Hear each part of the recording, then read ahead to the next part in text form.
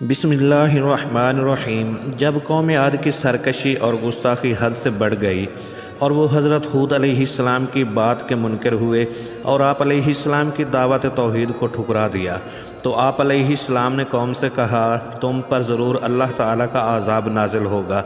اور اللہ تعالیٰ تم پر غضبناک ہوگا، اور تم مجھ سے ان معبودوں کی بابت جھگڑتے ہو جن کے نام تمہارے باپ دادا نے رکھ دیے، اور اللہ تعالیٰ نے ان کے متعلق کوئی سند نازل نہیں کی، اور تم اب اللہ تعالیٰ کے کام کو دیکھو اور میں بھی اللہ تعالیٰ کے کام کو دیکھوں گا۔ یعنی دعوت توحید کو رد کر کے تم نے اللہ تعالیٰ کا عذاب اور اس کی ناراضگی مول لے لی ہے۔ کیا تم اللہ وحدہ لا شریک کی عبادت کو ان بتوں کی عبادت کے مقابلے میں لاتے ہو جنہیں اپنی جانب سے تم نے خدا کہنا شروع کر دیا ہے، اور یہی تمہارے آباء و اجداد کی عادت تھی؟ جس راستہ پر تم چل رہے ہو اس کی کوئی دلیل نہیں، اور جب تم حق بات کو قبول کرنے سے انکار کرو گے اور برائی کے راستے پر چلتے جاؤ گے تو میرا روکنا نہ روکنا تمہارے لیے برابر ہوگا۔ تو پھر اس عذاب کا انتظار کرو جو تم پر آنے والا ہے، اور اس عذاب کو ٹالا نہیں جائے گا۔